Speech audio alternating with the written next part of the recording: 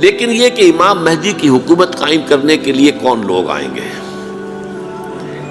عرب جو ہیں وہ اندر سے کھوکھلے ہو چکے ہیں، عیاشی نے، دولت نے، پیسے نے، دولت، پیسہ، عیاشی، اس کی وجہ سے کھوکھلے ہو چکے ہیں۔ یہاں میں آپ کو دو حدیثیں سنانا چاہتا ہوں۔ سنن ابن ماجہ کی روایت ہے حضرت ابو ہریرہ سے رضی اللہ تعالی عنہ، قال قال رسول اللہ صلی اللہ علیہ وسلم اذا وقعت الملاحم بعث اللہ بعثا من الموالی ہم اکرم العرب فرسا واجودہ سلاحا یوید اللہ بہم الدین، رواہ ابن ماجہ عن ابی ہریرہ رضی اللہ تعالی عنہ۔ جب ملاحم کا دور شروع ہوگا تو اللہ تعالیٰ اٹھائے گا ایک لشکر یا لشکروں پر لشکر موالی میں سے۔ موالی کون ہے؟ عربوں نے جب فتح کیا تھا اس پورے علاقے کو خلافت راشدہ کے دوران، اور پھر وہ لوگ جو ہے، ایک رائے تو یہ تھی کہ انہیں غلام بنایا جائے ساری آبادیوں کو، لیکن یہ کہ حضرت عمر کا اجتہاد تھا، اس کے مطابق جو ان کو غلام نہیں بنایا گیا تو وہ موالی کی حیثیت رکھتے ہیں۔ عربوں میں دم نہیں ہے، موالی میں سے لشکر اٹھیں گے کہ جو در حقیقت حضرت مہدی کی حکومت کو قائم کریں گے۔ دوسری حدیث سنیے، عن عبداللہ ابن الحارث رضی اللہ تعالی عنہ، اور یہ ابن ماجہ کی روایت ہے، قال قال رسول اللہ صلی اللہ علیہ وسلم یخرج الناس من المشرق فیوطئون للمہدی یعنی سلطانہ، لشکر نکلیں گے، لوگ آئیں گے مشرق سے، اور وہ حضرت مہدی کی حکومت کو جمائیں گے اور قائم کریں گے۔ اب ذرا نوٹ کیجئے کہ جزیرہ نماء عرب کے مشرق میں کون سے ملک ہیں؟ تین: ایران، افغانستان، پاکستان۔ یہ تین سالڈ مسلم ممالک، مسلم آبادی اکثریت۔ ویسے تو یہ کہ آگے ہندوستان میں 20 کروڑ مسلمان ہیں، لیکن وہ 20 کروڑ جو ہے وہ تو 80 کروڑ کے اندر تحلیل ہو جاتے ہیں غیر مسلموں میں، لیکن یہاں جو معاملہ ہے یہ غالب اکثریت کا۔ ان میں سے ایران کا معاملہ جہاں تک ہے، نمبر 1 یہ کہ وہ شیعہ عقائد کے حصار میں بند ہے، اس سے ادھر ادھر ہونا اس کے لیے ممکن نہیں۔ حدیث میں یہ بھی آتا کہ اصفہان سے 70,000 یہودی دجال کا ساتھ دیں گے۔ لیکن بہرحال خراسان ایک صوبہ ہے افغانستان کا اس وقت بھی، شمال مشرقی کونے میں، مجھے امید ہے وہاں سے خیر کی، کیونکہ خراسان کا لفظ وہاں پہ شامل ہے، اور حضور کی حدیث میں بعد میں آپ کو سناؤں گا کہ خراسان سے فوجیں چلیں گی جو یروشلم کو دوبارہ حاصل کریں گی، فتح کریں گی۔ جیسے پہلے یروشلم کھویا عربوں نے تھا، دوبارہ حاصل کیا تھا کرد نے، کرد خون صلاح الدین ایوبی رحمۃ اللہ علیہ، ایسے اب پھر عربوں نے کھویا ہے، لیکن لینے والے خراسان سے لشکر آئیں گے۔ یخرج من خراسان رایات سود لا یردھا شیء حتی تنصب بإیلیا، خراسان کے علاقے سے کالے علم لے کر لشکر چلیں گے جن کے رخ کو کوئی موڑ نہیں سکے گا جب تک کہ وہ جا کر یروشلم میں نصب نہ ہو جائے۔ اس کے بعد نام آتا ہے پاکستان کا۔ یہ ہے میری اور آپ کی داستان، اور یہ ہے سبب جس کی وجہ سے کہ میں آپ سے یہ گفتگو کر رہا ہوں۔ اصل میں تو کس لیے؟ محض ایک علمی استفادہ، محض اپنی بات آراء کو ظاہر کرنے کا شوق نہیں، بلکہ یہ کہ اپنی ذمہ داری ہم پہچانیں کہ ہم کس مقام پر کھڑے ہیں۔ دیکھیے، اس پاکستان کے بارے میں یا ہندوستان کے بارے میں علامہ اقبال نے کہا تھا اپنے ترانہ ملی میں، میرے عرب کو آئی ٹھنڈی ہوا جہاں سے، میرا وطن وہی ہے، میرا وطن وہی ہے۔ اور مجھے بتایا گیا کہ سنن ابی داؤد میں یہ روایت موجود ہے کہ حضور نے فرمایا کہ ہندوستان کی طرف سے مجھے ٹھنڈی ہوا آتی ہے، اگرچہ مجھے وہ حدیث ابھی نہیں ملی ہے، لیکن حزب التحریر کا ایک کارڈ مجھے ملا تھا، تو اس میں اس حدیث کا اور اس میں ابو داؤد کا روایت کا حوالہ موجود تھا۔ لیکن میں جو چیز آپ کو بتا چکا ہوں وہ یہ کہ الف ثانی کا پورا تجدیدی کارنامہ اس ہندوستان کی سرزمین میں ہوا۔ مجدد الف ثانی شیخ احمد سرندی، شاہ ولی اللہ دہلوی، سید احمد بریلوی، وہ تو ہمارے پاکستان میں آ کر جو ہے ان کا خون جذب ہوا ارض پاکستان میں۔ پھر شیخ الہند مولانا محمود حسن۔ تحریک خلافت چلی تو صرف ہندوستان میں چلی اور کہیں نہیں چلی۔ آزادی کی تحریک چلی پوری دنیا میں، وہ نیشنلزم کی بنیاد پر چلی، ملے نیشنلزم، عرب نیشنلزم، ترک نیشنلزم۔ ہمارے ہاں چلی تو اسلام کے نام پر پاکستان کا مطلب کیا؟ لا الہ الا اللہ۔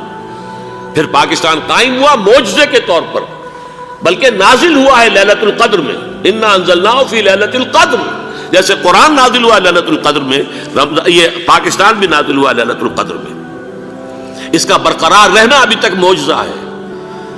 ہندو یہ سمجھتا تھا، کانگریس سمجھتی تھی کہ جھٹپٹ ختم ہو جائے گا۔ پھر یہ کہ اس کا قرارداد مقاصد کا پاس ہو جانا، مزید بھی اور اضافی دفعات دستور میں آ جانا، اب کمرشل انٹرسٹ کو ربا قرار دے کر حرام قرار دینا، یہ سارے لینڈ مارکس ہیں کہ جو اشارہ کر رہے ہیں کسی چیز کی طرف، معاملہ کدھر جا رہا ہے۔ پھر یہ کہ یہ جو 14ویں صدی کے مجدد تھے شیخ الہند، اس کے بعد سے کچھ ایسی شخصیتیں عظیم پیدا ہوئی ہیں ہند میں، جن کو میں سمجھتا ہوں کہ 14ویں صدی کے مجدد اور 15ویں صدی کے مجدد کے درمیان، یہ 15ویں صدی کے مجدد کی راہ کو سیدھا کرنے والے، جیسے کہ حضرت یحییٰ نے کہا تھا میں تو آنے والے کا راستہ سیدھا کر رہا ہوں حضرت عیسیٰ کے لیے، ایسے ہی 15ویں صدی کے لیے امام مہدی کے لیے راستہ صاف کرنے والے سب سے پہلے علامہ اقبال، جنہوں نے اسلام کا تصور دین کی حیثیت سے دوبارہ زندہ کیا ہے، ورنہ اسلام ایک مذہب کی شکل اختیار کر چکا تھا۔ پھر مولانا مودودی، مولانا ابوالکلام آزاد حکومت الہیہ کے نعرے کے ساتھ میدان میں آئے۔ یہ اقبال نے جو تصور پیش کیا تھا اس پر عملی جد و جہد کے لیے حزب اللہ قائم ہوئی ہے۔ نوٹ کر لیجئے 11 برس کا فرق ہے عمر کا علامہ اقبال کے اور ابوالکلام کے، اور 1913 میں جب حزب اللہ قائم کی ہے اس وقت علامہ اقبال کی ملی شاعری اپنے عروج کو پہنچ چکی تھی۔ پھر یہ کہ علامہ اقبال کے بعد تعمیل جو ہے اس کام کی وہ ابوالکلام نے کی، لیکن روایتی علماء نے کی شدید مخالفت کی وجہ سے وہ بددل ہو کر چھوڑ گئے، کانگریس میں شامل ہو گئے، بساط جو ہے حزب اللہ کی انہوں نے لپیٹ دی۔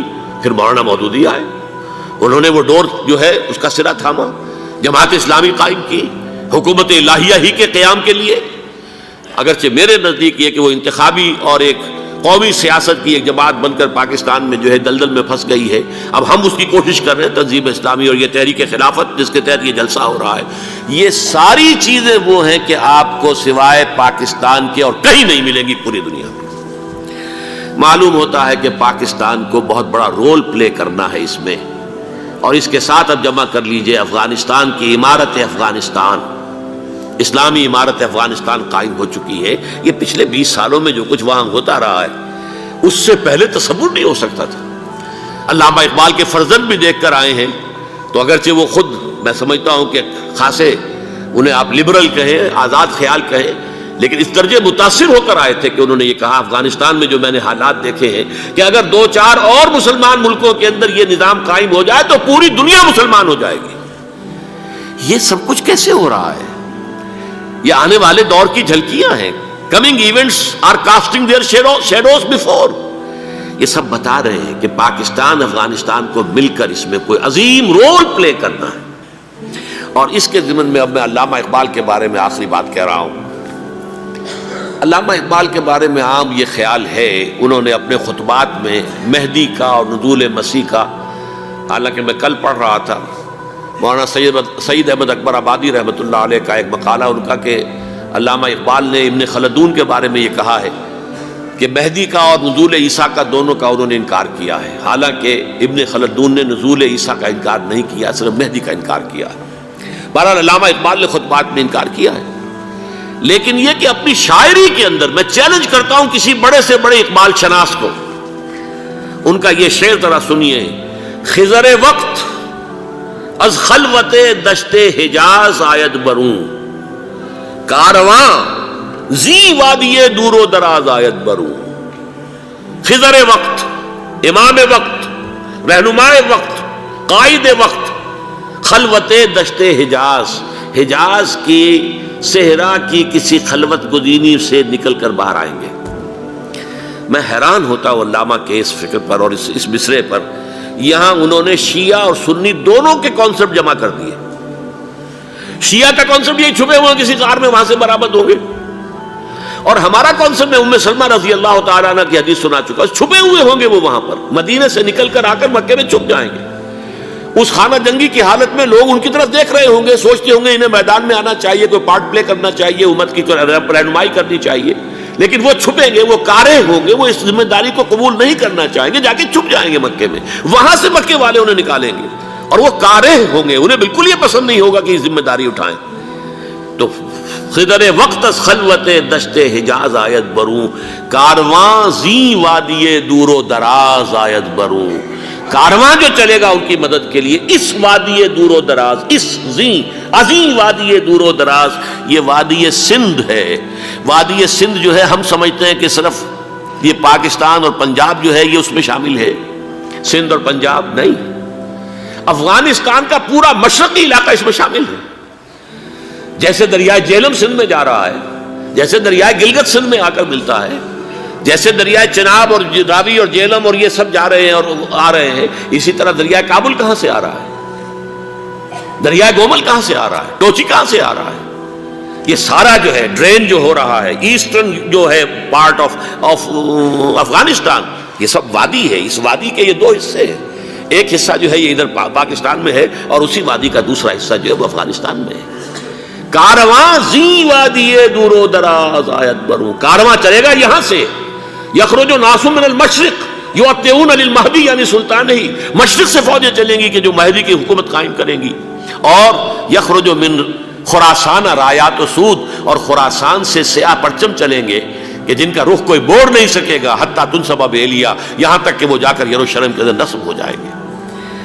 حضرات، میں ایک میری گفتگو کا حصہ باقی تھا لیکن میں اسے چھوڑ رہا ہوں، اس لیے کہ گلوبلائزیشن جو اس کی ہوگی، جو خلافت علی منہاج النبوہ کی تجدید کامل حضرت مہدی کے ہاتھوں عرب میں ہوگی، اس سے پہلے اس کے لیے محنت، کوشش، جد و جہد پاکستان اور افغانستان میں ہو چکی ہوگی جو اسے سپورٹ کرے گی اور وہاں جا کر حکومت قائم کرے گی۔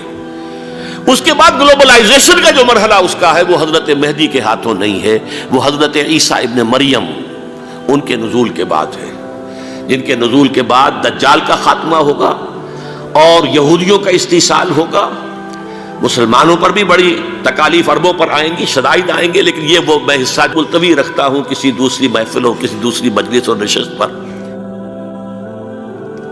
اب میں آپ کو ذرا اس جو انسانوں میں سے انسان دشمنی کا جن کا سب سے بڑا رول ہے، میں ان کی 2000 سالہ تاریخ کا آپ کے سامنے نقشہ رکھنا چاہتا ہوں۔ ان 1400 سال کا تو میں نے صرف 4 آپ کو پوائنٹس بتائے۔ موسیٰ سے عیسیٰ تک 1400 برس علیہ الصلوۃ والسلام، 2 مرتبہ عروج، 2 مرتبہ زوال، اشیریوں کے ہاتھوں پٹوائی، بابلیوں کے ہاتھوں پٹانا، گریکس کے ہاتھوں مرمت، رومنز کے ہاتھوں مرمت۔ یہ جو 2000 سال ہیں، کیونکہ اب تو ظاہر بات ہے 21ویں صدی شروع ہو گئی، 20 صدیاں حضرت مسیح کو پوری ہو گئی۔ پہلی بات نوٹ کیجئے، حضرت مسیح کی پیدائش ہے سن 1 قبل مسیح۔ یہ نقطہ آپ نے کبھی سنا ہے یا نہیں؟ جب ملینیم کا سلسلہ شروع ہوا تھا پچھلے سال تو میں نے بیان کر دیا تھا کہ ایک عجیب حساب کے اندر انہوں نے غلطی کی ہوئی ہے۔ حضرت مسیح کی پیدائش ہوئی 25 دسمبر کو، سن انہوں نے شروع کر دیا، اس کے بعد جنوری آئی تو پہلا سال شروع ہو گیا۔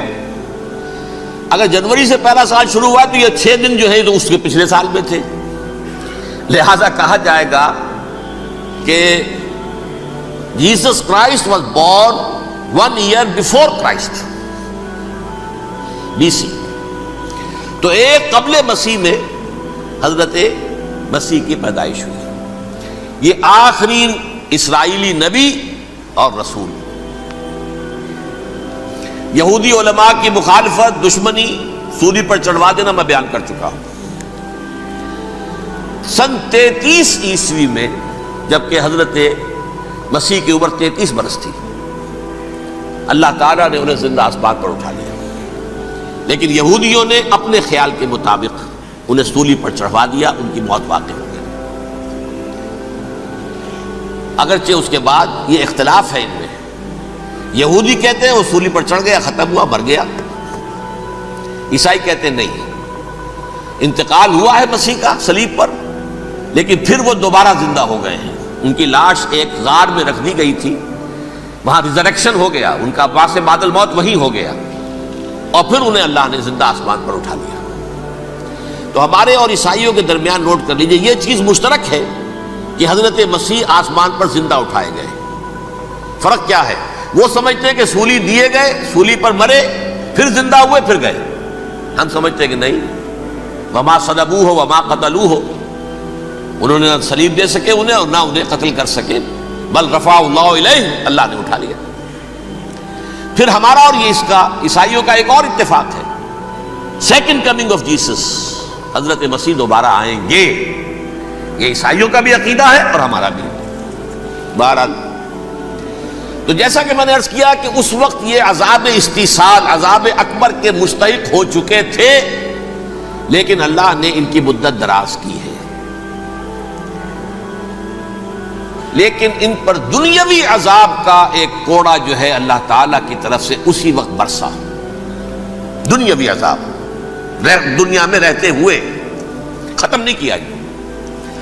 37 برس بعد حضرت مسیح کے رفع سماوی کے 37 برس بعد سن 70 میں یہودیوں نے بغاوت کی رومیوں کے خلاف۔ رومی ٹائٹس جنرل تھا ایک، اس نے پھر جو حملہ کیا ہے، 1,33,000 یہودی ایک دن میں قتل کیا یروشلم میں، اور ہیکل سلیمانی گرا دیا۔ وہ ہیکل پہلے بھی گرا تھا، پہلے 1400 سال کے دوران میں بھی نبوکڈنضر نے گرایا تھا، لیکن پھر اس کے 150 سال بعد انہوں نے دوبارہ بنا لیا تھا، اس لیے وہ اسے سیکنڈ ٹیمپل کہتے ہیں۔ پہلا ٹیمپل جو حضرت سلیمان نے بنایا تھا، نبوکڈنضر نے گرا دیا 587 قبل مسیح میں، پھر دوبارہ انہوں نے 150 سال کے بعد بنا لیا۔ وہ اس تاریخ کا حصہ ہے، میں نے جس کے بارے میں آپ کو تفصیل نہیں بتائی۔ اس میں یہ ہوا سن 70 میں وہ گرا دیا گیا، وہ آج تک گرا پڑا ہوا ہے۔ نمبر 2 یہ کہہ دیا گیا کہ یہودیوں اس ارض فلسطین سے نکل جاؤ، تم یہاں نہیں رہ سکتے اب۔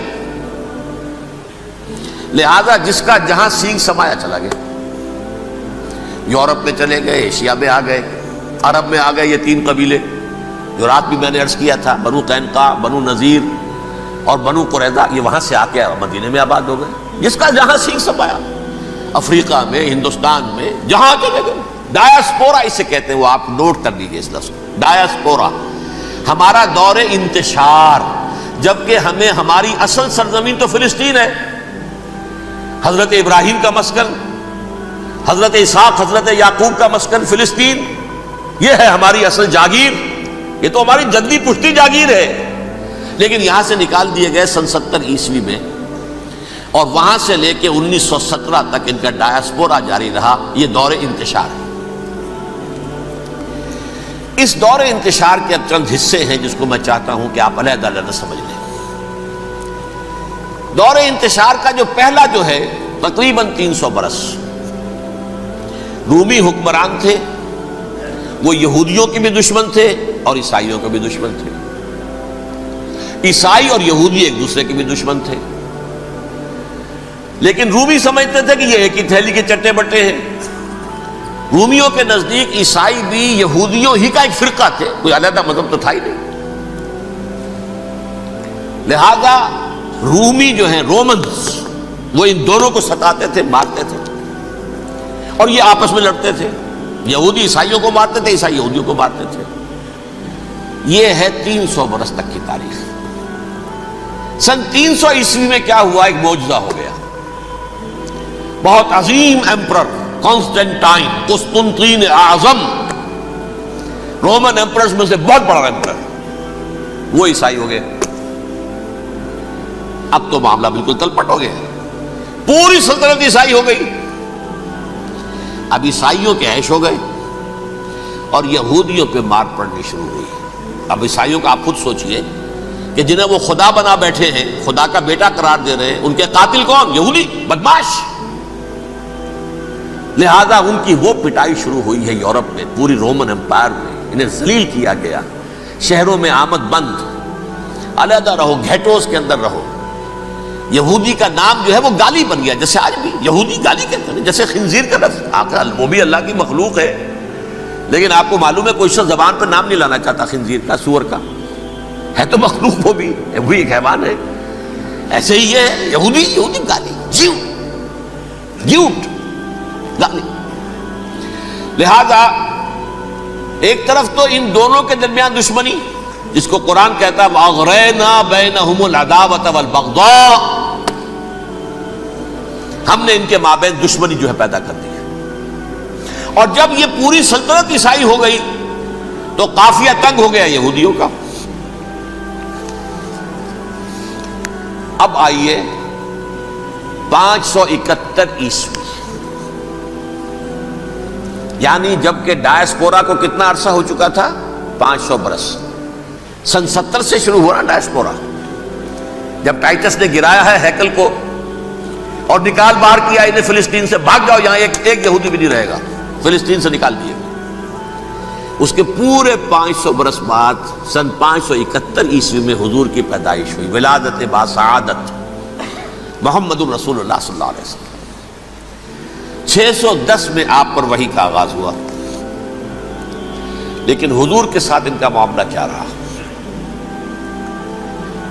اول تو جبکہ حضور ابھی مکے ہی میں تھے، یہودیوں نے ریشہ دوانیاں شروع کر دی حضور کے خلاف۔ قریش مکہ کو سکھاتے تھے، پڑھاتے تھے، ان سے یہ پوچھو، ان سے یہ پوچھو، یہ اس طرح تنگ کرو، ان سے یہ امتحان لو، یہ آپ کے علم میں ہے۔ سورہ بنی اسرائیل میں، سورہ کہف میں وہ سوالات جو امتحانی سوالات آئے تھے، ذوالقرنین کون تھا، اصحاب کہف کون تھے، تم رسول بنے پھرتے ہو تو بتاؤ، اور یہ روح کی حقیقت کیا بتاؤ، یہ ساری ریشہ دوانیاں کر رہے تھے بیٹھے ہوئے ابھی وہیں پر، حضور ابھی پہنچے بھی نہیں۔ ہجرت فرما کر حضور تشریف لے آئے تو حضور نے، جسے ماسٹر سٹروک کہا جائے گا، یعنی اسٹیٹس مین شپ کا ماسٹر سٹروک، آپ نے مدینے میں آتے یہودیوں کے ساتھ پیکٹ کر دیا، جوائنٹ ڈیفنس پیکٹ آف مدینہ، کہ اگر مکے والے ہم پر حملہ کریں گے تو ہم مل جل کر ایک قوم کی حیثیت سے مقابلہ کریں گے۔ یہ میثاق مدینہ کہلاتا ہے، جس کے بہت غلط معنی پہنائے جا رہے ہیں آج کل۔ بہرحال میں موضوع میرا چونکہ یہ نہیں، میں ادھر نہیں جاؤں گا، لیکن ہوا کیا؟ ہر مرتبہ یہ خیانت کے مرتکب ہوئے، ان نے جو عہد کیے تھے ان سے پھرے، اندر ہی اندر سازش، ریشہ دوانی، حضور کی بدترین دشمنی۔ سورہ نساء کی آیت نمبر 12 میں 13 میں فرمایا ہے، لا تزال تطلع علی خائنۃ منہم، اے نبی ہمیشہ آپ کے علم میں ان کی طرف سے خیانتیں، بددیانتیاں آتی رہیں گی، اور بار بار وہ مسلسل جنگ کی آگ بھڑکاتے تھے، قریش کو دعوت دیتے، آؤ آؤ آؤ ہم اندر سے بغاوت کر دیں گے، تم آؤ تو صحیح، ختم کریں محمد کو اور اہل ایمان کو صلی اللہ علیہ وسلم ورضی اللہ تعالی عنہم اجمعین۔ لیکن پھر جب وہ آتے تھے تو یہ دبک جاتے تھے، ان میں ہمت نہیں تھی، میدان کے مرد نہیں رہے تھے۔ یہ سورہ حشر میں ان کا نقشہ کھینچا گیا ہے، کھلے میدان میں مقابلے کی اس کے اندر صلاحیت ہی نہیں ہے، یہ تو فصیلوں کے پیچھے سے، جیسے عورتیں کہیں دیہات میں لڑائی ہوتی ہے تو مرد جو ہے گلیوں میں لڑتے ہیں، عورتیں اوپر سے پتھر پھینکتی ہیں، بس وہ کام یہ کر سکتے تھے، من ورائے جدر، فصیلوں کے پیچھے سے، جنگ میں میدان میں نہیں آ سکتے۔ بہرحال قرآن مجید میں ہے یہ، سورہ مائدہ کی آیت نمبر 64، کلما اوقدوا نارا للحرب اطفاها اللہ، اکثر و بیشتر مواقع پر تو یہ جب آگ بھڑکاتے تھے جنگ کی، اللہ اسے بجھا دیتا تھا۔ لیکن بہرحال اس کے باوجود جنگیں ہوئی، غزوہ بدر، غزوہ احد ہوئی کہ نہیں، یہ ساری اصل شرارت ہوئی، اور اس کے نتیجے میں حضور نے پھر ایک ایک کر کے 3 قبیلوں کو سزا دی۔ غزوہ بدر کے فوراً بعد بنو قینقاع نکالے گئے مدینے سے، غزوہ احد کے فوراً بعد بنو نذیر نکالے گئے، اور غزوہ احزاب کے بعد بنو قریظہ نکال دیے گئے۔ یہ تو میں نے آپ کے سامنے رکھ دیا صرف حضور کے زمانے میں ان کا کیا رویہ رہا، دشمن۔ رات بھی ہم نے وہ آیت پڑھی تھی، لَتَجِدَنَّ أَشَدَّ النَّاسِ عَدَاوَةً لِلَّذِينَ آمَنُوا الْيَهُودُ وَالَّذِينَ أَشْرَكُوا، اہل ایمان کی دشمنی میں شدید ترین تم پاؤ گے یہودیوں کو اور مشرکین، مشرکین بھی بعد میں ہے، پہلے یہودی۔ حضور کے بعد کیا ہوا اب یہ نوٹ کیجئے، یہ ان کی تاریخ کا دوسرا دور ہے۔ حضرت عمر رضی اللہ تعالیٰ عنہ کا عہد خلافت ہے، بیت المقدس کا محاصرہ کیا گیا، فصیل بڑی اونچی، شہر اندر سے سیلف سفیشینٹ، حملے کا راستہ کوئی نہیں، محاصرہ طول کھینچ رہا ہے، لیکن ان کے پاس رسد بھی موجود ہے، پانی بھی موجود ہے، وہ دروازے بند کر کے بیٹھے ہوئے ہیں۔ بالآخر اللہ تعالیٰ کی مشیت کا ظہور کیسے ہوا؟ ان کے کچھ علماء آئے فصیل پر، کہا دیکھو مسلمانوں، تم قیامت تک بھی یہاں پڑے رہو گے محاصرہ کر کے، ہمارا یہ شہر فتح نہیں ہوگا۔ ہاں ایک درویش بادشاہ کے ہاتھوں یہ شہر فتح ہونا ہے، لیکن تمہارے اندر ہمیں وہ نظر نہیں آ رہا۔ ابو عبیدہ بن الجراح رضی اللہ تعالی عنہ امین هذه الامہ، ان کا فوراً ذہن گیا وہ درویش بادشاہ مدینے میں بیٹھا ہوا ہے عمر رضی اللہ تعالی۔ اب ایک اور عمر بھی ہے جو قندھار میں بیٹھا ہے، نقشہ وہی ہے، سادگی کی حد تک نقشہ وہی ہے، بالکل وہی، اپنی آنکھوں سے دیکھا ہے وہی سادگی۔ عمر اول عمر ثانی تھے عمر بن عبدالعزیز۔ اب ایک اللہ کے فضل سے اللہ تعالیٰ ایدہ اللہ بنصرتہ، اللہ تعالیٰ ان کی نصرت فرمائے، دشمنوں کو ان کے مقابلے میں نیست و نابود کرے۔ انہوں نے ریکویسٹ بھیج دی کہ حضور تشریف لائیے، یہ شہر فتح ہو جائے گا۔ وہ ہے سفر تاریخی، اتنا طویل سفر، تقریباً 700 میل، ایک اونٹ، ایک خادم، ایک منزل میں امیر المومنین اوپر بیٹھے، خادم آگے چل رہا ہے، اگلی منزل پہ خادم اوپر بیٹھا ہے، امیر المومنین آگے جا رہے ہیں۔ اور جب پہنچے ہیں تو وہ باری تھی خادم کی، انہوں نے ہاتھ جوڑ دیا، حضور خدا کے لیے تم کیا کہیں گے لوگ، وہ میرا برا حال کر دیں گے، تمہیں شرم نہیں آئی؟ امیر المومنین پیدل آگے چل رہے ہیں نکیل پکڑ کر، اور تم بیٹھے ہو اوپر براجمان ہو۔ حضرت عمر فرمایا الدور دورک، نہیں باری تمہاری ہے، بیٹھ۔ اس حال میں پہنچے ہیں، اور پھر یہ کہ ابو عبیدہ بن الجراح آئے ہیں، استقبال کیا ہے تو دیکھا ہے اس حال میں چلے آ رہے ہیں، عمر نکیل پکڑے ہوئے چلے آ رہے ہیں، اور کہتے ہیں کہ کہیں کیچڑ ویچڑ تھا، جوتے خراب ہو گئے تھے، وہ بھی اتار کے ہاتھ میں پکڑے ہوئے، کپڑے تو تھے ہی پھٹے ہوئے۔ انہوں نے کہا بھی حضرت ابو عبیدہ نے، دیکھیے یہ بڑا متمدن ملک ہے، بڑا مہذب علاقہ ہے یہ، آپ ذرا حلیہ اپنا دوست فرما لیں تب جا کے پیش ہم آپ کو کریں گے۔ آپ نے فرمایا نحن قوم اعزنا اللہ بالاسلام، ہم وہ قوم ہیں جنہیں اللہ نے عزت دی ہے اسلام کے ذریعے سے، کپڑوں کے ذریعے سے نہیں، دولت کے ذریعے سے نہیں۔ اسی حال میں گئے ہیں، اوپر سے انہوں نے کھڑے ہو کر نشانیاں دیکھی ہیں، اپنی کتابیں کھولی، ہاں یہ وہی ہے، اچھا لو جی سرنڈر، شہر تمہارے ہاتھ میں۔ خون کا ایک قطرہ نہیں بہا اور بیت المقدس فتح ہو گیا۔ لیکن اس وقت حضرت عمر نے ایک نرمی یہ کی کہ یہودیوں کے لیے بھی اسے اوپن سٹی قرار دے دیا۔ یہ احسان عظیم حضرت عمر کا، اس سے پہلے یہودی آ ہی نہیں سکتا تھا، داخل ہی نہیں ہو سکتا تھا، وہاں وہ آ کر وزٹ نہیں کر سکتا تھا، زیارت نہیں کر سکتا تھا اپنے مقدس مقامات کی۔ حضرت عمر نے یوں سمجھیے کہ تقریباً 550 برس کے بعد ان کے لیے راستہ کھولا ہے کہ ہاں تم آ سکتے ہو، زیارت کر سکتے ہو۔ لیکن یہ عیسائیوں نے لکھوایا معاہدے کے اندر، انہیں یہاں آپ آباد ہونے کی اجازت نہیں دیں گے، لیکن کم وزٹ دی پلیسز، دیکھیں زیارتیں کریں اور جائیں۔ یہ معاہدہ حضرت عمر کا ہے رضی اللہ تعالیٰ، جو پھر خلافت راشدہ کے بعد بنو امیہ نے بھی اس کو آنر کیا، بنو عباس نے کیا، پھر جو ہمارے یہ ترکوں میں اندر خلافت آئی تو ترک خلفاء نے بھی اس معاہدے کی پوری پابندی کی۔ فلسطین میں آ سکتے ہیں یہودی صرف زائرین کی حیثیت سے، وہاں آباد نہیں ہو سکتے۔ اب آئیے اگلا دور آیا حضرت عثمان کا دور خلافت۔ یہ ہے وہ وقت کہ اب یہود نے امت مسلمہ کی پیٹھ میں چھرا ٹھوکا۔ وہ کیسے؟ ایک یہودی عبداللہ ابن سبا اسلام کا لبادہ اوڑھ کر آ گیا، معاشرے کا جائزہ لے لیا، ان میں بنو ہاشم اور بنو امیہ میں جو پرانی کشاکش تھی اس کے کچھ نہ کچھ جراثیم باقی ہیں، اگر ان کو ذرا بھڑکا دے تو مسلمانوں میں انتشار پیدا ہوگا۔ کہا یہ عثمان کون ہے؟ یہ تو بنو امیہ میں سے ہے، یہ حق تو بنو ہاشم کا ہے، خلافت ان کے پاس ہونی چاہیے، محمد کے تو رشتہ دار وہ ہے صلی اللہ علیہ وسلم۔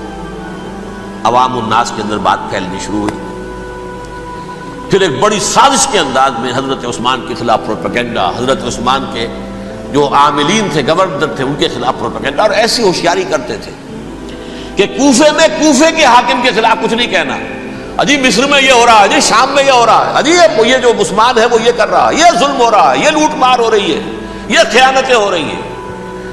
اب نہ تو اس زمانے میں مینز آف کمیونیکیشن، کیسے تصدیق کریں؟ افواہیں تو آپ آج کراچی کے اندر شروع ہو جائے تو پتہ نہیں چل سکتا کسی کو کہ کیا اس میں صداقت ہے کیا جھوٹ ہے، اور بری بات جو ہے فطرت انسانی کی کمزوری ہے وہ فوراً قبول کرتا ہے، کسی کے بارے میں اچھی بات ماننے کو تیار نہیں ہوتا لیکن بری بات تو فوراً تیار ہے۔ بہرحال یہ فتنہ انہوں نے اٹھایا، حضرت علی کی الوہیت کا فتنہ اٹھایا، حضرت عثمان کے خلاف الفتنۃ الکبریٰ برپا کیا، حضرت عثمان شہید ہوئے، اس کے بعد 5 برس تک مسلمان ایک دوسرے کی گردنیں کاٹتے رہے، باہمی خانہ جنگی ہوئی، امت کو وہ زخم لگایا ہے جو آج تک جس سے خون رس رہا ہے۔ یہ شیعان عثمان اور شیعان علی تھے جو بعد میں پھر سنی اور شیعہ ہو اور آج تک ہے۔ فتنہ کس نے جگایا؟ ایک عبداللہ ابن سبا یہودی اور اس کے کارندے، شیطان کا ایجنٹ، اور انسانوں میں سے بھی اس کے جو بھی حواریین تھے اور شیطانوں کے اندر سے بھی تھے، انہوں نے بھی اس آگ کو بھڑکایا۔ یہ آپ سوچ لیجئے کہ یہ کس نے وہ زخم لگایا؟ یہودی۔ اگلا دور آیا، خلافت راشدہ ختم ہوئی، بنو امیہ کا بھی دور کافی گزر گیا۔ طارق ابن زیاد 712 عیسوی میں حملہ کرتے ہیں اسپین پر۔ اسپین اس وقت عیسائیت کا بہت بڑا گڑھ، بڑے کٹر ترین عیسائی جو ہے وہ اسپین میں تھے، لہذا یہودیوں کی وہاں بہت پٹائی ہوتی تھی، یہ میں بتا چکا ہوں، دشمنی تھی ان کی تو چلی آ رہی تھی عیسائیوں کے ہاتھوں یہودیوں کی، وہ تو سن 300 عیسوی سے ایمپرر کانسٹنٹائن کے بعد سے شروع ہو گئی تھی۔ اس حوالے سے یہودیوں نے اس وقت چالاکی یہ برتی، کچھ راستے واسطے بتائے، کچھ مدد کی طارق ابن زیاد کی۔ طارق ابن زیاد نے انہیں اپنا محسن سمجھا، ہسپانیہ فتح ہو گیا تو یہودی چونکہ محسنین کی فہرست میں آ چکے تھے، انہیں بہت اقتدار نصیب ہوا، بڑی سپورٹ مسلمانوں نے دی۔ ان کے بڑے بڑے علماء جو ہیں اسی دور کے اندر پیدا ہوئے، بڑے بڑے تھنکرز ان کے اسی دور میں پیدا ہوئے۔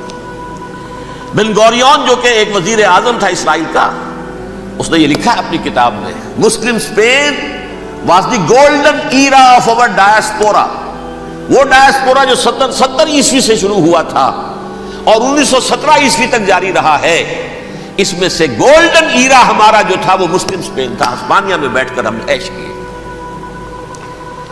لیکن وہاں سے انہوں نے اور جو کچھ کیا، یہ تو داستان کے اندر بہت سے گوشے ہیں، لیکن میں جس اسٹریٹ لائن میں چل رہا ہوں اس کے اعتبار سے ایک بات سمجھ لیجیے، وہاں بیٹھ کر انہوں نے اب عیسائیت کی پیٹھ میں چھرا گھونپا،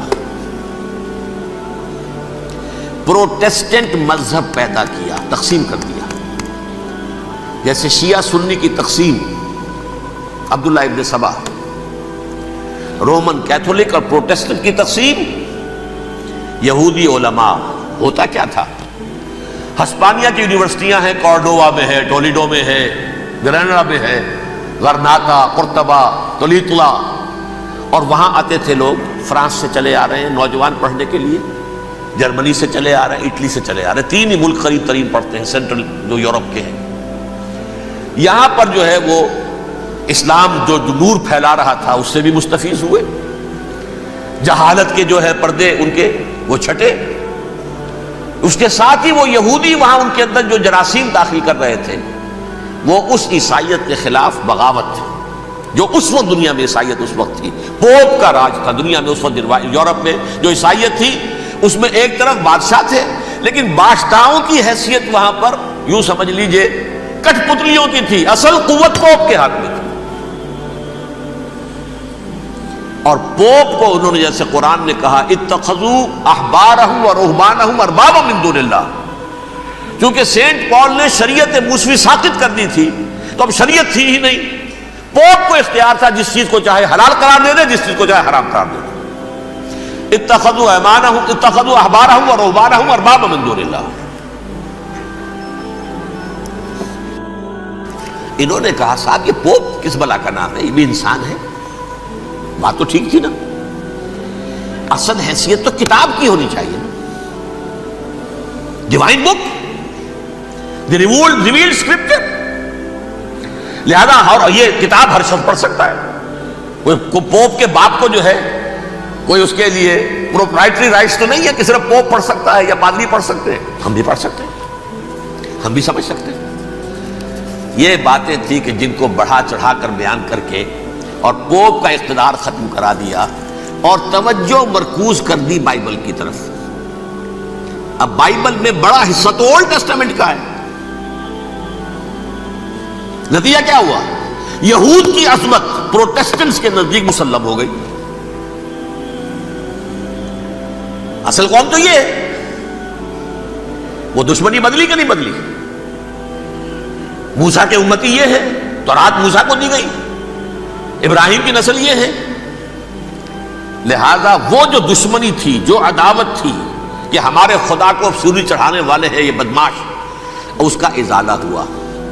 اس پروٹیسٹنٹ مذہب کے نتیجے میں یہ میں اب آپ کو بتاتا ہوں کہ ایک نتیجہ وہ نکلا ہے جسے برٹرنڈ رسل نے بیان کیا ہے. اس کی کتاب ہے ان پریز آف آئیڈلنس، صفحہ 108. وہ لکھتا ہے the Christians retaining the Judaic belief in special revelation added to it the Roman desire for worldwide domination and the Greek taste for metaphysical subtleties. The combination produced the most fiercely persecuting religion that the world has yet known. یہ تین چیزیں آ کر عیسائیت میں مل گئی. ایک تو جب یہ اولڈ ٹیسٹامنٹ جو ہے وہ ان کے ہاتھ میں آ گئی، اور اس کے میں کچھ آپ کو بتا دیتا ہوں کہ اولڈ ٹیسٹامنٹ کی تعلیمات، کیونکہ یہ اولڈ ٹیسٹامنٹ جو ہے یہ محرف تھی. اصل تورات تو گم ہو گئی تھی 587 قبل مسیح میں، جب پہلی مرتبہ ہیکل جو ہے تباہ ہوا ہے، اس وقت ختم ہو گئی تھی. اس کے کوئی 150 سال کے بعد انہوں نے یادداشتوں سے مرتب کر کے لکھی ہے. اب اس میں ان کے اپنے خیالات، اپنے امانی، اپنی توجیحات وہ شامل ہو گئی. لہذا میں آپ کو حوالے دیتا ہوں اس کتاب کے اندر مظالم کی جو تعلیم دی گئی ہے. اہل کتاب نے اپنے مظالم قتل عام کے جواز کے لیے تورات میں تبدیلیاں کی اور پیغمبروں پر دہشت ناکی اور بدترین حرام کاری کے الزامات لگائے. سنیے، پہلا حوالہ ہے یہ گنتی باب 31 آیات 17-18. اس لیے ان بچوں میں جتنے لڑکے ہیں سب کو مار ڈالو، اور جتنی عورتیں مرد کا منہ دیکھ چکی ہیں ان کو بھی قتل کر ڈالو، لیکن ان لڑکیوں کو جو مرد سے واقف نہیں اور اچھوتی ہیں اپنے لیے زندہ رکھو. یہ کسی اللہ کی کتاب کا یہ جملہ ہو سکتا ہے؟ کسی ریویل بک کا؟ اور سنیے، یہ ہے استثناء ڈیٹرانومی باب 20 آیت 16-18. پر ان قوموں کے شہروں میں جن کو خداوند تیرا خدا میراث کے طور پر تجھ کو دیتا ہے، کسی ذی نفس کو جیتا نہ بچا رکھنا. جیسا خداوند تیرے خدا نے تجھ کو حکم دیا بالکل نیست کر دینا. مرد، عورتیں، بچے، بوڑھے سب ختم. یہ کتاب مقدس ہے. اور سنیے، سیموئیل باب 27 آیت نمبر 9. اور داؤد نے اس سرزمین کو تباہ کر ڈالا اور عورت مرد کسی کو جیتا نہ چھوڑا. نمبر 4، ان سب آباد شہروں کو ماں، عورتوں اور بچوں کے بالکل نابود کر ڈالا. کتاب استثناء باب 3 آیت 6. یہ ہے جو کہہ رہا ہے برٹرنڈ رسل. کرسچینٹی میں آ کر یہ تین چیزیں شامل ہو گئی. ایک تو یہ باربیرین یہ تعلیم جو ہے، اور یہ مذہب کے نام پہ تعلیم، یہ کتاب مقدس کی تعلیم. نمبر 2، رومنز کے اندر جو ایک تمنا تھی ورلڈ ڈومینیشن کی، وہ عیسائیت کے اندر آ گئی. اس لیے کہ پوری رومن امپائر جو ہے عیسائی ہو گئی. اسے وراثت کے اندر ورلڈ ڈومینیشن کی جو ایک تمنا تھی وہ مل گئی. اور پھر یہ کہ انہوں نے جو توہمات تھے یونانیوں کے، ان کو بھی اپنے ہاں مختلف شکلوں کے اندر جمع کر لیا. ان تین چیزوں کا the combination produced the most fiercely persecuting religion that the world has yet known. اس کے نتیجے میں دنیا میں تاریخ انسانیت کے اندر جو بدترین خوخار ترین مذہب ہو سکتا ہے وہ شکل عیسائیت نے اختیار کی. اور اس کا مظہر عتم کیا تھا؟ نوٹ کیجئے، صلیبی جنگیں. ایک بات ٹائم ٹیبل کے اعتبار سے نوٹ کر لیجئے گا. فرسٹ ملینیم ختم ہوا، سیکنڈ شروع ہوا. ان کے 1000 سال ختم ہوئے تو 11ویں صدی میں سیکنڈ ملینیم شروع ہوا، تو پہلی صلیبی جنگیں ہوئی. لاکھوں مسلمان قتل کیے گئے. صرف یروشلم کے اندر اتنا خون بہایا ہے کہ خود ان کے ہسٹورینز لکھتے ہیں کہ جب ان صلیبیوں نے جب گھوڑوں کے ساتھ وہ چل رہے تھے گلیوں میں تو ان کے گھوڑوں کے گھٹنوں تک خون کی ندی بہ رہی تھی. جہاں سے گزرے ختم کرتے چلے گئے, آبادیاں کی آبادیاں ختم کرتے. اگرچہ اس کروسیڈ میں گیہوں کے ساتھ گھن بھی پیسا, یہودی بھی بہت مارے گئے. یہ فرانس سے, جرمنی سے جب یہ کروسیڈرز آ رہے تھے 3000 میل کا سفر طے کر کے آئے تھے. سوچئے تو صحیح, اربن ثانی پوپ جو تھا آگ لگا دی تھی اس نے پورے یورپ کے اندر. شرم سے ڈوب مرو, تمہارے مقدس علاقے مسلمانوں کے ہاتھ میں. انفیڈلز, یہ کافر, یہ مرتد, یہ ملحد. مسیح جہاں پیدا ہوا, مسیح کو جہاں سولی دی گئی, وہ کہاں ہے؟ ان کے ہاتھ میں. وہ آگ لگائی ہے, 3000 میل کا فاصلہ طے کر کے یہ دو قومیں آئی ہیں وہاں, اور جو تباہی مچائی ہے انہوں نے. تاریخ انسانی میں ایسی بربریت کی کوئی مثال. اور یہ ان کے اپنے ہسٹورینز لکھتے ہیں شرم کے بارے میں. ایسے محسوس ہوتا ہے جیسے ان کی گردنیں جھکی جا رہی ہیں. لکھتے ہیں اگرچہ بھٹکے ہوئے ہیں لیکن کبھی بھولی ہوئی منزل بھی یاد آتی ہے راہی کو, اور بھٹکے ہوئے آہو کو پھر سوئے حرم لے چل. اس کی ضرورت ہے مسلمان کو پھر اس کا مقصد یاد دلایا جائے. پاکستان اس لیے نہیں بنایا گیا تھا کہ ہمارے ہاں ٹاٹے اور برلے نہیں تھے تو ہمارے پاس اس کے بھی باپ وجود میں آ جائیں, اس لیے تو نہیں بنایا گیا تھا. پاکستان اس لیے نہیں بنایا گیا تھا کہ جاگیرداروں کی جاگیرداریاں محفوظ ہو جائیں. پاکستان اس لیے تو نہیں بنایا گیا تھا. اور یہ کہ نمازیں اور مسجدیں تعمیر ہو جائیں, مسجدیں تو امریکہ میں تعمیر ہو رہی ہیں عالی شان سے عالی شان, اس لیے پاکستان نہیں بنا تھا. آج بھی مسلمان, میں معذرت سے عرض کر رہا ہوں مولانا سے, آج بھی بھارتی مسلمان کی ایوریج نمازی ہونے کے اعتبار سے پاکستانی مسلمان سے کہیں بہتر. آج بھی برقع نظر آ جائے گا تو ہندوستان میں نظر آ جائے گا. میں نے اپنی آنکھوں سے دیکھا چند سال پہلے جب مکہ مسجد حیدرآباد دکن میں 3 دن مسلسل میری تقریریں ہوئی ہیں, 10,000 مرد اور 5,000 خواتین, اور ان میں سے کوئی بغیر برقعے کے نہیں تھی. ایک سیلاب نظر آ رہا تھا برقعوں کا کہ جب جلسہ ختم ہوا ہے رات کے 12 بجے 3 دن تک متواتر. یہاں کہاں نظر آئے گا برقع آپ کو؟ یہاں تو جس کے پاس 2 پیسے ہو گئے اس نے سب سے پہلے برقع اتار کے پھینک دیا. معلوم اچھی طرح سمجھ لیجئے یہ چیزیں تو وہاں زیادہ ہیں یہاں کی نسبت. اصل ضرورت تھی کہ یہاں اس نظام کو قائم کیا جائے, وہ نظام عدل اجتماعی, وہ جس میں حریت ہو, جس میں عام آدمی بھی خلیفہ وقت کو ٹوک سکے. یہ کرتا کیسے بن گیا؟ ایک خاتون بھی کھڑی ہو کر دامن پکڑ لے, عمر تمہیں کیا حق ہے کہ ہمارے مہر کے اوپر پابندی لگا رہے ہو, جبکہ اللہ نے نہیں لگائی. اللہ قرآن میں قنطارہ کا لفظ استعمال کر رہا ہے. ڈھیروں سونا دے دے کوئی شخص اپنی بیوی کو مہر کے اندر, طلاق دیتے وقت اس میں سے کچھ نہیں لے سکتا. آپ کون ہوتے ہیں ہمارے حق کے اوپر پابندی لگانے والے؟ اور عمر نے کہا آج ایک بڑھیا نے وہ اب عمر کو دین سکھایا, آرڈیننس واپس. حضرت سعد بن ابی وقاص رضی اللہ تعالی عنہ جو فاتح ایران تھے, وہ گورنر ایسے ہی نہیں بن گئے تھے ریوڑیاں بٹی ہو اور گورنر ہی مل گئی ہو. وہ تو خود فاتح تھے ایران کے, اس لیے گورنر تھے. صرف ایک پرچہ پہنچا ہے بارگاہ خلافت میں, حضرت عمر فاروق کے پاس انفارمیشن آئی سعد نے اپنے گھر کے باہر ڈیوڑی بنا لی ہے اور ایک دربان کھڑا کر دیا ہے. حضرت بلال کو بھیجا ہے رقعہ دے کر, اور یہ حکم تھا کہ بلال پہلے تو جاتے ہی ڈیوڑی میں آگ لگا دینا, پھر یہ رقعہ دینا میرا. اور رقعے میں لکھا ہوا تھا اے سعد, لوگوں کو ان کی ماں نے آزاد جانا تھا, تم نے انہیں اپنا غلام کب سے بنا لیا ہے. یہ دربان کھڑے کر دیا اپنے آگے. وہ حریت, وہ مساوات کہ جا رہا ہو خلیفہ وقت اور چارج لینے جا رہا ہے بیت المقدس کا, کوئی ذاتی علاج کے لیے نہیں جا رہا, سیر و سیاحت کے لیے نہیں جا رہا, چارج لینے کے لیے بالکل سرکاری وزٹ ہے, آفیشل وزٹ ہے, اسٹیٹ وزٹ ہے. اور حال کیا ہے, 700 میل کا فاصلہ طے کرنا اور ایک اونٹ نہیں, کوئی انٹوریج نہیں, کوئی قدم و حشم نہیں, کوئی جمبو جٹ بھرے ہوئے نہیں, کچھ نہیں. ایک اونٹنی, ایک خادم. اس ایک اونٹنی پر چونکہ راستے کا راشن بھی ہے لہذا 2 آدمی نہیں بیٹھ سکتے, ایک بیٹھ سکتا. ایک منزل خلیفہ وقت بیٹھا ہوا ہے اوپر اور خادم نکیل پکڑ کر چل رہا ہے. اگلی منزل خادم اوپر بیٹھا ہے اور خلیفہ وقت عمر عبد الخطاب رضی اللہ تعالی عنہ, اور وہ آگے آگے نکیل پکڑ کر چل رہے ہیں. یہ نظام چاہیے آج نوع انسانی کو۔ اس کے انتظار میں، اس کی تلاش میں نوع انسانی نے کتنے تجربے کر لیے، کیسی چھلانگیں لگائیں، ملوکیت ختم کی، آسمان سے گرا کھجور میں اٹکا، جمہوریت آئی نام نہاد، لیکن وہ سرمایہ دارانہ نظام بن کر آگے سے بڑھ کر لعنت بن گئی۔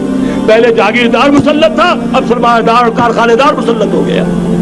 اس سے نکلنے کے لیے زور لگایا، کمیونزم کی طرف گئے، چھلانگ لگائی، اب ایک پارٹی ڈکٹیٹر بن کر بیٹھ گئی۔ انسان رست از یک بنتا افتاد در بندے دیگر، ایک چیز سے غلامی سے نجات پاتا ہے، دوسری میں پھنس جاتا ہے۔ اور کیوں؟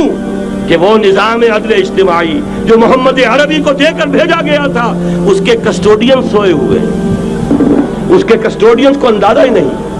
یہ نسخہ تو ہمارے پاس تھا، ہمیں عمل کرنا تھا اور دنیا کے سامنے پیش کرنا تھا۔ پاکستان بنایا اس لیے گیا تھا کہ ہم اس کا ایک نمونہ دنیا کے سامنے پیش کریں گے۔ قائد اعظم نے فرمایا تھا کہ ہم یہ چاہتے ہیں کہ پاکستان کی صورت میں، عہد حاضر میں، اسلام کے اصول حریت و اخوت و مساوات کا ایک نمونہ قائم کر کے دکھائیں۔ کہاں ہے وہ؟ بھٹک گئے، سو گئے۔ وَلَنُذِيقَنَّهُم مِّنَ الْعَذَابِ الْأَدْنَىٰ دُونَ الْعَذَابِ الْأَكْبَرِ، بڑے عذاب سے پہلے چھوٹا عذاب کا مزہ چکھائیں گے۔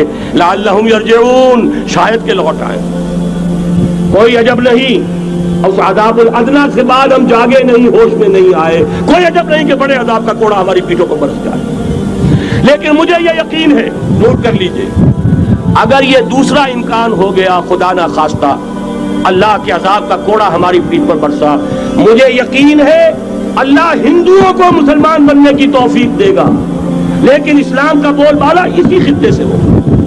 تاریخ میں یہ ہو چکا ہے آیا فتنہ تاتار کے افسانے سے، پاسباں مل گئے کعبے کو صنم خانے سے۔ تاتاریوں کے ہاتھوں کروڑوں مسلمان قتل ہوئے، لیکن اسلام نے تاتاریوں کو فتح کر لیا، اور پھر اسلام کا مسلمانوں کا دوسرا دور عروج انہی تاتاریوں کی مختلف شاخوں کے تحت ہوا۔ وہ تاتاری ہی تو تھے، وہ سارے ہورس، ٹرکش ہورس، ترکان تیموری، ترکان سبوی، ترکان سلجوقی، ترکان عثمانی، وہی تو سٹاک تو وہی ہے آیا فتنہ تاتار کے افسانے سے، پاسباں مل گئے کعبے کو صنم خانے سے۔ اس لیے کہ حضور نے فرمایا مشرق سے ہوگا، جہاں سے فوجیں چلیں گی، تو کوئی عجب نہیں۔ بہرحال یہ دو امکانات ہیں، لیکن اس کا فیصلہ تیرے ہاتھوں میں ہے، دل یا بدن، سیدھی سیدھی بات۔ اگر تو اب بھی ہم ٹھیک ہو جائیں، جاگ جائیں، ہوش میں آ جائیں، قوم یونس کی طرح توبہ کر لیں، تو بغیر عذاب کے کوڑے کے رحمت خداوندی ہم پر سایہ کرے گی۔ اگر ہم نہ جاگے تو وہ عذاب کا کوڑا آئے گا۔ یہ نہیں میں کہہ سکتا ان ادری قریب بعید ما توعدون، یہ میں نہیں کہہ سکتا، یقین کے ساتھ جانتا ہوں کہ آئے گا، لیکن یہ کہ اس کے بعد بھی یہی سے بول بالا ہوگا۔ اگر ہمارے ذریعے نہیں تو ان کے ذریعے سے، جو ہمیں شکست دے کر پھر اسلام قبول کر لیں گے۔ لیکن کیوں نہ پہلے ہی راستے پر چلنے کی کوشش کریں۔ اب نوٹ کر لیجئے، یہ کتابیں اگر آپ پڑھنا چاہیں تو کتاب الملاحم میں پڑھیے۔ بدترین عذاب عربوں پر آیا کھڑا ہے، سروں پر تنا ہوا ہے، بدترین۔ ایسی جنگ ہونی ہے الملحمۃ العظمیٰ، جس کو کہ میں بھی آپ کو گواہی پیش کر دوں گا، جسے کہا گیا ہے دی لاسٹ کروسیڈ۔ بش نے بھی کروسیڈ کا لفظ بول دیا تھا، پھر واپس لیا اس نے۔ نکل جاتی ہے جس کے منہ سے سچی بات مستی میں، فقیہ مصلحت بھی سے اور ہندے بادہ خار اچھا، کروسیڈ کہہ کر پھر واپس لیا۔ یہ کروسیڈ، اس کے اوپر جس قدر نقصان ہونا ہے عربوں کا، گریٹر اسرائیل بنے گا، یہ عراق، شام، اردن، سعودی عرب کا کچھ شمالی علاقہ، ترکی کا جنوبی علاقہ، مصر کا صحرائے سینا، اور اس کے ساتھ ہی جو بہترین اس کا زرخیز ترین علاقہ ڈیلٹا آف نائل، یہ سب یہودیوں کے قبضے میں جائیں گے۔ اس کو حدیث میں کہا گیا الملحمۃ العظمیٰ۔ عیسائی 80 علم لے کر اے مسلمانوں تم پر حملہ آور ہوں گے، اور ہر علم کے نیچے 12,000 فوج ہوگی، 9.5 لاکھ فوج۔ یہ نیٹو کی تیاری کس کے لیے ہو رہی ہے؟ جب یو ایس ایس آر کا خاتمہ ہوا تو پوچھا گیا تھا نیٹو چیف سے، اب کس لیے؟ تمہارا وہ دشمن تو ختم ہو گیا، اب ہمیں اسلامک فنڈامنٹلزم سے نمٹنا ہے۔ وہ جانتے ہیں خطرہ یہی ہے. اب اسلام ابھر سکتا ہے، مسلمانوں کے سینوں کے اندر وہ آگ ہے، اوپر خاکستر آ گیا ہے، تمہیں اٹھانا بیٹھنا، یہ اندر تو انگارہ ہے، اوپر سے راکھ ہے، اس سے دھوکہ نہ کھا جانا ان کے دلوں کے اندر. اور بش نے کہا تھا مسلمان چاہتے ہیں کہ ہسپانیہ سے لے کر انڈونیشیا تک نظام خلافت قائم کریں. اور میں حیران ہوا تھا کہ اس کمبخت کو ہسپانیہ کا خیال کیسے آ گیا. ہمیں تو کبھی آتا ہی نہیں، اب ہم تو بھول گئے. وہ تو 500 برس پرانی بات ہے جبکہ وہاں سے ہمیں نکال دیا گیا تھا. اگرچہ اقبال نے کہا تھا ہے ارض فلسطین پہ یہودی کا اگر حق، ہسپانیہ پر حق نہیں کیوں اہل عرب کا. ہسپانیہ میں تو 800 سال حکومت کی مسلمانوں نے، اور ابھی 500 برس سے گزرے ہیں نا. یہودی تو ارض مقدس سے 2000 سال نکالے گئے. انہیں لا کے آباد کیا گیا، عربوں کے سینے میں خنجر پھونک دیا گیا. وہ چھوٹا سا ملک جو چاہتا کرتا، کوئی پوچھنے والا نہیں. امریکہ جیسے اپنے بیٹے کی حفاظت کرے ویسے کرتا اس کی. اور حضور نے فرمایا ہے وہ جنگ جب ہوگی تو ایک باپ کے اگر 100 بیٹے ہوں گے تو 99 ختم ہو جائیں گے، ایک بچے گا. یہ حدیث ہے، حدیث ہے صحیح. اور آپ نے فرمایا ویل للعرب من شر قد اقترب. عربوں کے لیے ہلاکت ہے، عربوں کے لیے بربادی ہے اس شر سے جو قریب آ چکی ہے. اور آج جس طرح انہوں نے ان کی تہذیب کو اختیار کر لیا ہے، دبئی جا کر دیکھیے، بدترین مغربی معاشرہ جو ہے وہ دبئی کے اندر ہم نے قائم کر کے دکھا دیا. اب سعودی عرب اس راستے پر بڑھ رہا ہے. اور اس کے بعد نمبر 2 پر جو ہے ہم پاکستانی ہیں. لیکن میں اس کے وہ پہلی بات جو کہہ رہا ہوں وہ تو یقینی ہے، اس میں تو احادیث صحیحہ موجود ہے. اگرچہ اس کے بعد پانسا پلٹے گا، پھر حضرت مہدی کا ظہور ہوگا، حضرت عیسیٰ کا نزول ہوگا، اور وہ گریٹر اسرائیل گریٹر گریو یارڈ بنے گا یہودیوں کا. ایک ایک یہودی قتل ہوگا اور دفن ہوگا. یہ بات میں ہونا ہے، میں پہلی بات فرض کر رہا ہوں. وہ پانسا پلٹے گا جب پلٹے گا. ابھی جو سامنے ہے وہ کیا ہے؟ جس ملحمۃ العظمیٰ کہا حضور نے، جسے آرمگیڈون کہتے ہیں عیسائی. آرمگیڈون کی اگر کہیں جا کر آپ دیکھیں گے، آپ ڈکشنری میں مانی تو کیا لکھا ہے؟ A very big war which will be fought between the forces of evil and good before the end of this world. اس دنیا کے خاتمے سے پہلے خیر اور شر کی قوتوں کے درمیان بہت بڑی جنگ ہوگی. ارمجدون اسے کہتے ہیں عربی میں، اور آرمگیڈون اسے کہتے ہیں انگریزی کے اندر. اور یہ بائبل کی آخری کتاب کے اندر ہے، جو اس میں کہ مکاشفات یوحنا، ریویلیشنز آف سینٹ جان. یہ تو میں کہہ رہا ہوں یقین کے ساتھ، اور زیادہ دور نہیں آیا چاہتا ہے. اس لیے کہ یہودیوں کا اور عیسائی جو کنزرویٹوز ہیں، نیو کنزرویٹوز، ان کا 5 نکاتی ایجنڈا ہے متفق علیہ، جس کے تحت یہ جنگ صلیبی شروع کی گئی ہے. وہ سن لیجئے آپ. آرمگیڈون نمبر 1، گریٹر اسرائیل قائم ہو جانا اس کے نتیجے میں نمبر 2، مسجد اقصیٰ اور قبۃ الصخرہ کو گرانا نمبر 3، وہاں 3rd ٹیمپل، وہ مسجد جو حضرت سلیمان نے بنائی تھی 1000 قبل مسیح میں، پھر برباد کی تھی نیبوکدنیزر نے، دوبارہ بنائی گئی، پھر دوبارہ ختم ہوئی 70 عیسوی تک گری پڑی ہے. ان کا خانہ کعبہ گرا ہوا ہے 70 عیسوی سے لے کر آج تک. ایک دیوار ہے ویلنگ وال، جہاں جاتے ہیں، روتے ہیں، پیٹتے ہیں، ماتم کرتے ہیں.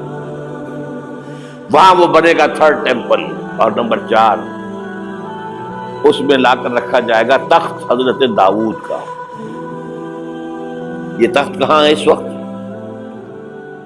یہ لندن شریف کے اندر جو ان کی پارلیمنٹ کا جو چرچ ہے، ویسٹ منسٹر ایبے، اس میں رکھا ہوا ہے.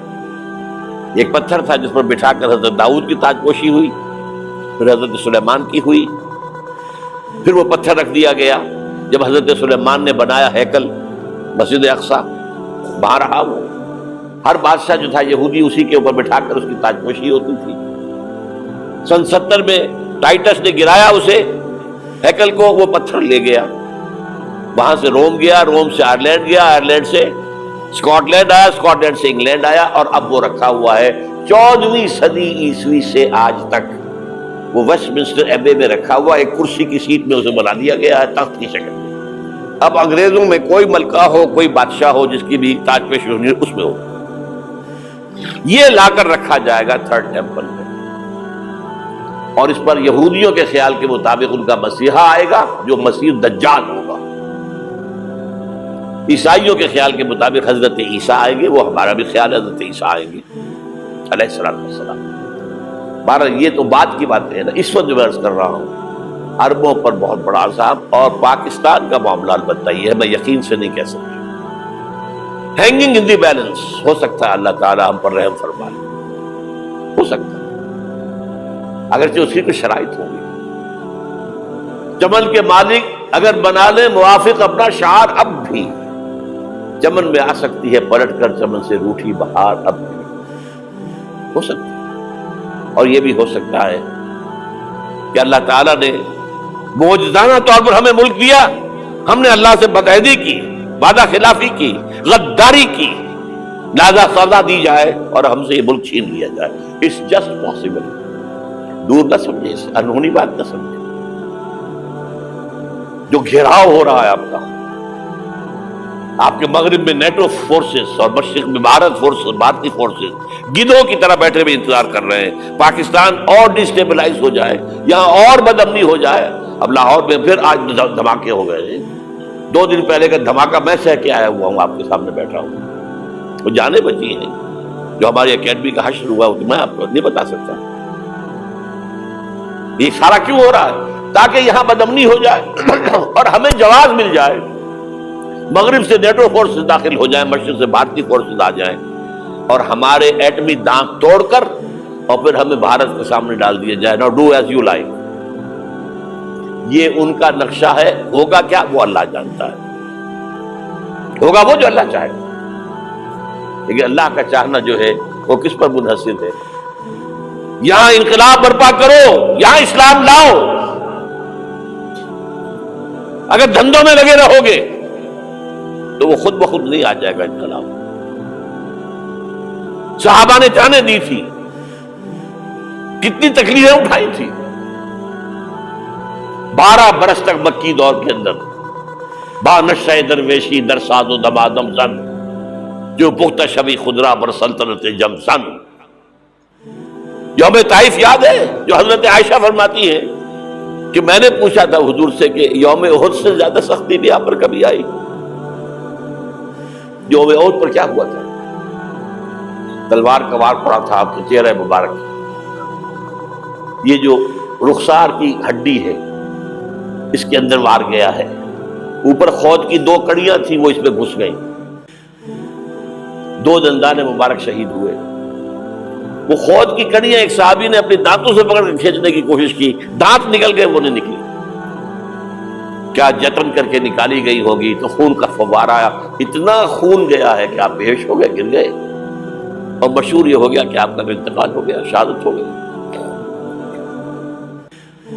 یہ سیرت کبھی پڑھی ہے؟ حضرت عائشہ کے ہوش کا تو یہی دور تھا نا، یوم طائف میں جو آپ کی کیا تھی، بچی تھی، انہیں کیا پتا کیا ہو رہا ہے حضور کے ساتھ۔ 3 دن تک حضور مکے کی گلیاں اور وہاں کے اوباش لوگ پتھراؤ کر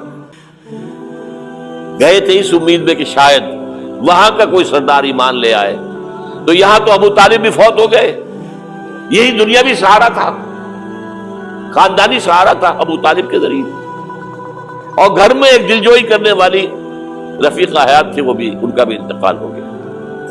آپ نے کہا یہ عام الحزن ہے، اب تو سب کو طے ہو گیا قریش کو کہ اب جیسے قتل کر دو، اسی لیے آپ گئے طائف، شاید وہاں کا کوئی بڑا سردار مانے ایمان لے آئے مجھ پر تو میں اپنا مرکز ادھر شفٹ کر دوں۔